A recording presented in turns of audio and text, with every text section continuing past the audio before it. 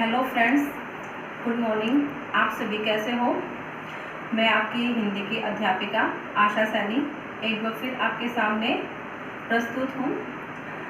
बच्चों ने बहुत सी रिक्वेस्ट डाली कि मैम आप हमेशा एक ही क्लास के वीडियोस बनाती हैं, आप किसी और दूसरे क्लास के वीडियोस भी बनाइए। तो आप बच्चों की रिक्वेस्ट पर आज मैंने 9th क्लास का फर्स्ट चैप्टर लिया है। क्षितिज भाग में सम्मिलित पहला पाठ दो बैलों की कथा, जिसके लेखक मुंशी प्रेमचंद जी हैं। स्टूडेंट्स, अगर आपको मेरी वीडियोस पसंद आती है तो आप उसे लाइक करना और मेरे चैनल को सब्सक्राइब करना ना भूलें, और आप मुझे कमेंट करके बताइए कि आपको मेरी वीडियोस कैसी लगी। सबसे पहले हम मुंशी प्रेमचंद जी के बारे में थोड़ा सा चर्चा कर लेते हैं। मुंशी प्रेमचंद जी एक महान कथाकार थे। उन्हें उपन्यासकार सम्राट के नाम से भी जाना जाता था। उनका जन्म 1880 में बनारस के लम्हे नामक गांव में हुआ था। उनका वास्तविक नाम धनपत राय था। 5 वर्ष की आयु में ही उनकी माता जी का देहांत हो गया। तत्पश्चात उनके पिताजी ने दूसरा विवाह कर लिया। सौतेली माता का व्यवहार उनके प्रति अच्छा नहीं था। जब उनकी आयु 13 वर्ष की थी तो उनका विवाह कर दिया गया और 14 वर्ष की आयु में उनके पिताजी का देहांत हो गया। परिवार का सारा बोझ उनके कंधों पर आ पड़ा। मुंशी प्रेमचंद जी ने अपने साहित्य जीवन में 300 से भी अधिक रचनाएं लिखी हैं। सन 1936 में उनका देहांत हो गया। तो आइए बच्चों, अब हम शुरू करते हैं हमारा पाठ, जिसका नाम है दो बैलों की कथा। झूरी नाम का एक आदमी था। उसके पास 2 बैल थे। एक का नाम हीरा और दूसरे का नाम मोती। झूरी अपने दोनों बैलों को बहुत अधिक प्यार करता था। दोनों बैल स्वस्थ, सुंदर और बलवान थे। एक दिन झूरी ने अपने दोनों बैलों को अपने साले गया को दे दिया। बैलों ने यह समझा कि उन्हें बेच दिया गया है, अतः गया को दोनों बैलों को घर ले जाने में बहुत अधिक कठिन परिश्रम करना पड़ा। दोनों बैल किसी तरह शाम को घर पहुंचे। उन्होंने चारे को भी मुंह न लगाया। रात को दोनों बैल आपस में मूक भाषा में, सांकेतिक भाषा में बातचीत करने लगे और वहां से रस्सियां तुड़ाकर भागने की योजना बनाने लगे। दोनों वहां से भाग खड़े हुए। सुबह जब झूरी ने देखा कि दोनों बैल अपने नाद पर घास चर रहे हैं, घास खा रहे हैं, झूरी ने अपने दोनों बैलों को खुशी से गले लगा लिया। लेकिन झूरी की पत्नी यह देखकर बिल्कुल भी प्रसन्न न हुई। उसने मजदूरों को यह आदेश दिया कि दोनों बैलों को सूखी घास दी जाए। बेचारे मजदूर भी विवश थे। उन्होंने बैलों को सूखी घास खाने के लिए दी, पर दोनों बैलों ने घास को मुंह भी न लगाया।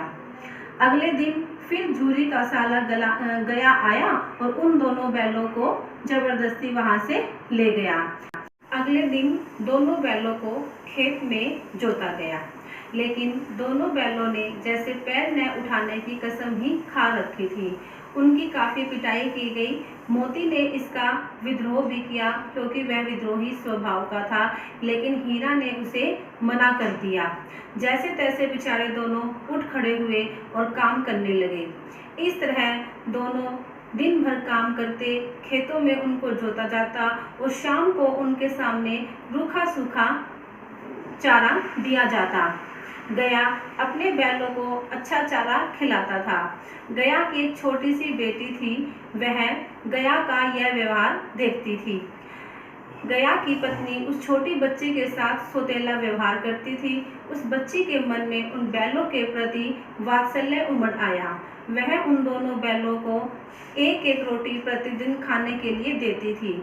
इस रोटी से उन बैलों की भूख तो नहीं मिटती थी, लेकिन जैसे उनकी आत्मा को तृप्ति मिल जाती हो।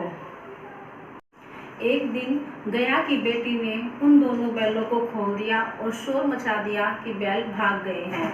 यह सुनकर गया हड़बड़ा गया और उसने गांव वालों को सहायता के लिए चिल्लाया, परंतु उसकी सहायता के लिए कोई भी न आ सका। अब वो दोनों बैल बेचारे भागते भागते थक गए थे। भूख से भी उनका बुरा हाल था। सामने ही उन्हें एक मटर का खेत दिखाई पड़ा। वो दोनों वहां चले गए और मटर खाने लगे। वहाँ एक सांड आया और उनसे भिड़ गया। दोनों बैलों ने अपनी जान हथेली पर रखकर उन्हें आगे पीछे से रोकना शुरू किया।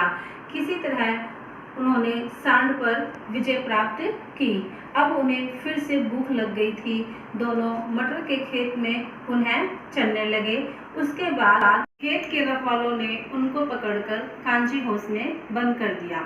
बच्चों, कांजी हाउस का अर्थ होता है जहां लावारिस पशुओं को रखा जाता है। कांजी हाउस में उन दोनों बैलों को रखा गया। वहां उन्हें रात तक किसी भी प्रकार का भोजन नहीं दिया गया था। अब वो दोनों बैल भूख से बेहाल थे। हीरा ने कच्ची दीवार को तोड़ने का प्रयास किया। मोती के समझाने पर भी वह न माना। इतनी ही देर में वहां पर एक चौकीदार आया और लालटेन की रोशनी में पशुओं को गिनने लगा। लेकिन जब उसने देखा कि हीरा कच्ची दीवार को तोड़ रहा है तो उसने क्रोध में आकर उसको रस्सियों से पहले तो बांध दिया और फिर उसकी डंडे से पिटाई की। चौकीदार के जाने के बाद मोती ने भी किसी तरह साहस बटोरा और दीवार को गिराना आरंभ कर दिया। उसने आधी दीवार गिरा दी थी। काफी सारे जानवर भाग चुके थे। अगर मोती चाहता तो वहां से भाग सकता था, लेकिन उसने ऐसा करना उचित नहीं समझा। उसने हीरा की रस्सियां तोड़ने की कोशिश की, पर रस्सियां नहीं टूटी और परिणाम स्वरूप दोनों को वहीं रहना पड़ा। दोनों बैल एक सप्ताह तक कांजी हाउस में बंद रहे। अब वो काफी कमजोर हो चुके थे। एक दिन किसी दड़ियल व्यक्ति के हाथों उन दोनों को बेच दिया गया। दड़ियल व्यक्ति उन दोनों बैलों को लेकर जा रहा था। जिस रास्ते से वे जा रहे थे वो रास्ता उन दोनों बैलों को कुछ जाना पहचाना सा लगा। दोनों बैल वहां से भाग खड़े हुए और अपने मालिक झूरी के पास जा पहुंचे। जैसे ही झूरी ने उन्हें देखा तो उन्हें गले से लगा लिया। झूरी की पत्नी भी काफी खुश हुई।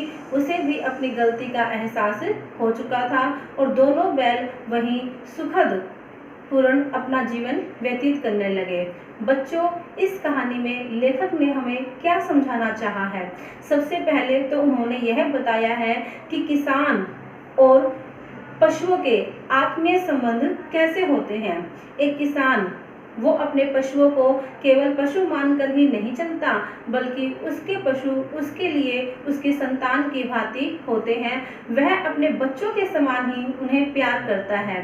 दूसरी बात जो मुंशी प्रेमचंद जी ने हमें समझानी चाहिए है वो यह है कि हमें कोई भी चीज आसानी से प्राप्त नहीं होती। हीरा और मोती इन दोनों बैलों को अपनी स्वतंत्रता के लिए काफी संघर्ष करना पड़ा। और तीसरी जो मुख्य बात हमने जानी है इस कहानी में वो यह है कि जब भी हमारे ऊपर कोई मुसीबत आती है तो हमें अपने आपसी भेदभावों को भूलकर एकजुट होकर उस मुसीबत का सामना करना चाहिए। तो बच्चों, मैंने इस पाठ को अच्छी तरह से आपको समझाने की कोशिश की है और अगर आपको यह पाठ अच्छी तरह समझ में आ गया तो आप इसके क्वेश्चन अटेम्प्ट करने में कभी भी मार नहीं खाएंगे। तो हम नेक्स्ट वीडियो में आपके साथ मिलेंगे। तब तक के लिए आप खुश रहिए, हंसते रहिए, मुस्कुराते रहिए। धन्यवाद।